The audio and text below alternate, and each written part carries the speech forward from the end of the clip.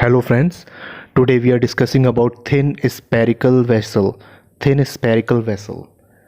So thin cylinders are subjected to three types of stresses. That is hoop stress, that is circumferential stress, and second one is longitudinal stress, and third one is radial. दोस्तों आप लोग यहाँ देख रहे हैं thin spherical vessel.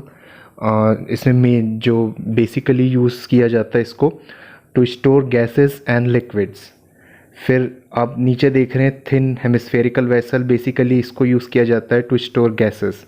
और फिर आप देख रहे हैं तीसरे नंबर पे थिन सिलेंड्रिकल वेसल, बेसिकली इसको लिक्विड्स वगैरह को स्टोर करने यूज़ किया जाता है. दोस्तों कोई भी इंडस्ट्री हो, चाहे पेट्रोलियम इंडस्ट्री हो या फिर कोई केमिकल इंडस्ट्री हो, वहाँ पर इन सब चीज़ों का, इन वेसल्स का, प्रेशर वेसल्स का यूज़ किया जाता है. और इनकी जो थिकनेस है वो उसको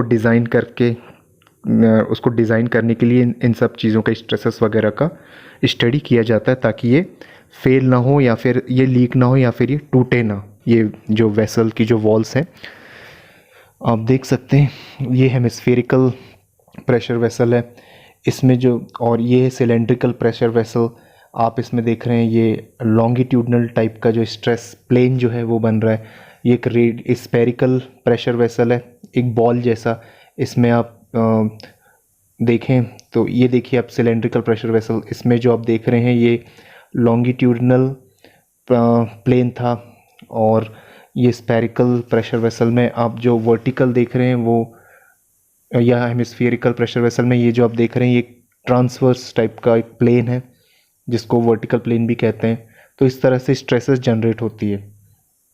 तो जो ये जो है इस तरह की जो स्ट्रेसेस हैं उनको बेसिकली ये वाली जो स्ट्रेस है इसको लॉन्गिट्यूडनल स्ट्रेस कहते हैं या एक्सियल स्ट्रेस कहते हैं, क्योंकि सिलेंडर के साथ साथ जा रही है. उसके एक्सिस के साथ साथ प्लेन आप देखिए, सिलेंडर के प्लेन के साथ, सिलेंडर के साथ साथ इसके प्लेन जो है वो बन रहा है. और ये जो है ये ट्रांसवर्स है, वर्टिकल है. दोस्तों तो हम लोग अब स्फेरिकल प्रेशर वेसल के बारे में शुरू करते हैं. सबसे पहले हम लोग स्पेयर बनाएंगे. स्पेयर यानी कि गेंदनुमा या बॉल नुमा. So we have this type of vessel which is spherical in form. If we cut this in y plane, or you can cut in x plane, or you can cut in any plane, you will get semi-spherical section. You will get same semi-spherical section. अगर आप इसको कहीं से भी काटें इस ball को तो आपको एक प्रकार से एक सेमी स्पेरिकल सेक्शन मिलेगा. आप इसको कहीं से भी काटें, आप देख सकते हैं इस तरह से अगर बॉल को काटे तो उसके दो टुकड़ों में ये कटेगा. और अब हम लोग इसमें देखें तो ये देखिए, अब इसको सामने से देखें तो ये उसकी थिकनेस है जो पीले कलर की है. और देखिए काटने के बाद वो कुछ ऐसा दिखेगा. So we have thin spherical shell. This would be breaking due to internal pressure of the fluid, है ना, which is stored inside it. When it gets broken it looks like this. तो जो D है वो है diameter. आप नीचे देख रहे हैं रेड कलर की जो पट्टी है वो डायामीटर है, स्मॉल d.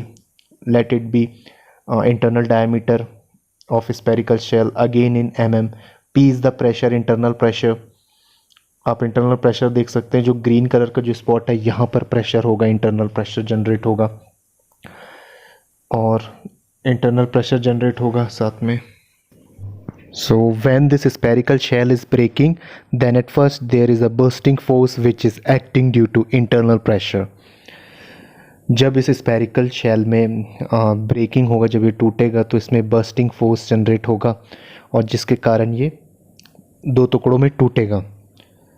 सो अब देख सकते हैं गेंद जो है एक स्पेरिकल शेल है, इंटरनल प्रेशर के कारण इस तरह से वो टूटेगा.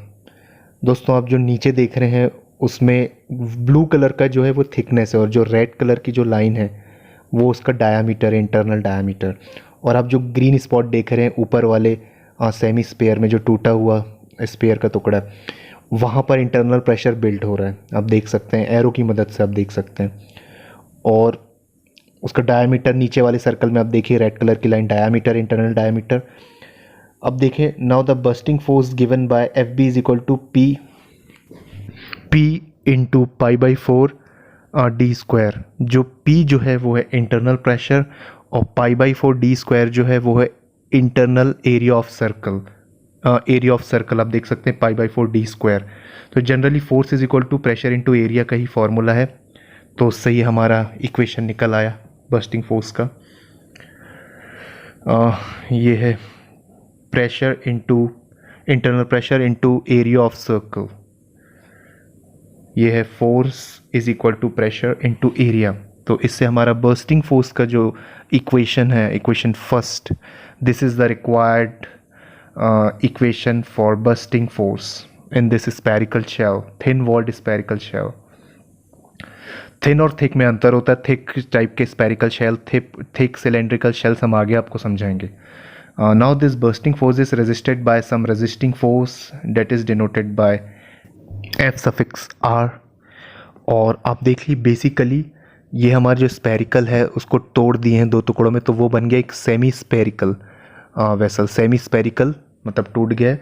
अब ये जो आप ऊपर जो देख रहे हैं ये उसमें होगा force of resisting force, red colour से आप देख रहे हैं एरो, जो उसको टूटने से बचाएगा, और जो बर्स्टिंग फोर्स है वो उसको तोड़ेगा, ग्रीन वाला एरो जो बीच में लगेगा। तो आप देख सकते हैं। सो F(R) is our resisting force, which is pi d into T into sigma C. This is the required equation for resisting force, where pi d is circumference or perimeter of a circle. उसका formula है sigma C जो है stress है। For equilibrium condition both these forces must be equal. So from equation 1 and 2 देखिए, आप हमेशा याद कीजिए, तोड़ने वाला फोर्स इज इक्वल टू जोड़ने वाला फोर्स। ये हमेशा इसको बराबर करना है, बैलेंस करना है, तो ये दोनों इक्वल होना चाहिए, मस्ट बी इक्वल। तो resisting force is equal to bursting force. इसको हमको अगर इस कंडीशन को फॉलो करेंगे तो हमारा जो स्फेयर है, स्फेरिकल वेसल है, वो टूटने से बचेगा। मतलब जोड़ने वाला फोर्स इज इक्वल टू तोड़ने वाला फोर्स, यानी resisting force is equal to bursting force. So resisting force था pi D into T into sigma C, और जो बर्स्टिंग फोर्स था इज इक्वल टू आप P internal pressure P into pi by 4 into D square. तो एक diameter से एक diameter कटा तो क्या बचा, P D upon 40 sigma C, और इसकी जो यूनिट है वो है newton per millimetre square. So this is the required equation for thin spherical vessel. और इसके पहले वीडियोस में हम लोग ने सरकमफेरेंशियल स्ट्रेस देखा था, जो कि sigma C is equal to P D upon 2T, और लॉन्गिट्यूडनल स्ट्रेस भी देखा था। Since it is a sphere, so we won't have any longitudinal stress here, we only have circumferential stress, and it is given by sigma C is equal to P D upon 40, and its unit is newton per millimetre square. यहाँ पर सिर्फ circumferential stress ही होगा। The circumferential stress depends upon the internal pressure. Circumferential stress है वो internal pressure पे depend होगा। If the internal pressure is increases, circumferential stress would increase. अगर इंटरनल प्रेशर बढ़ेगा तो सरकमफेरेंशियल स्ट्रेस भी बढ़ेगा। It is directly proportional to internal pressure. Circumferential stress is directly proportional to internal pressure. Circumferential stress जो है directly proportional है internal pressure के। Circumferential stress is directly proportional to the diameter of the spherical shell. सरकमफेरेंशियल stress directly proportional है diameter of the spherical shell के। That means if the diameter of the spherical shell increases then the circumferential stress would be increase. अगर spherical shell का जो diameter है वो increase होगा तो circumferential stress भी इंक्रीज होगा। Circumferential stress is inversely proportional to thickness. If the thickness of spherical shell is very less and the thickness is low, then the circumferential stress is high. अगर thickness जो है वो बहुत कम होगी spherical shell की तो circumferential stress ज़्यादा होगा। दोस्तों बेसिकली देखिए, एक स्फेयर है गेंद, इसको अगर हम लोग दो टुकड़ों में काट दे तो एक बनेगा सेमी स्फेयर। इस तरह से दो टुकड़ों में अलग अलग होगा। अब इसमें तोड़ने वाला फोर्स और जोड़ने वाले फोर्स को इक्वेट करना है। ग्रीन वाला जो है वो है इसको तोड़ने वाला बर्स्टिंग फोर्स, और रेड वाला जो है वो है रेजिस्टिंग फोर्स जो इसको बचा के रखता है। बस इन्हीं को इक्वेट करना है तो आपका जो रिक्वायर्ड आंसर है वो आ जाएगा। दोस्तों ये वीडियो कैसा लगा? थिन स्फेरिकल प्रेशर वेसल का छोटा सा डेरिवेशन था। हम आगे भी थिक स्फेरिकल वेसल्स के बारे में जानकारी करेंगे। ये थिन स्फेरिकल वेसल था। आपको वीडियो कैसा लगा? प्लीज़ इस वीडियो को लाइक कीजिए, शेयर कीजिए और इस चैनल को सब्सक्राइब कीजिए और बेल आइकन को भी प्रेस कर दीजिए ताकि आगे आने वाले जितने भी वीडियोज़ इसका नोटिफिकेशन आपको टाइम पे मिल सके। अपना बहुत ख्याल रखिए। थैंक यू दोस्तों।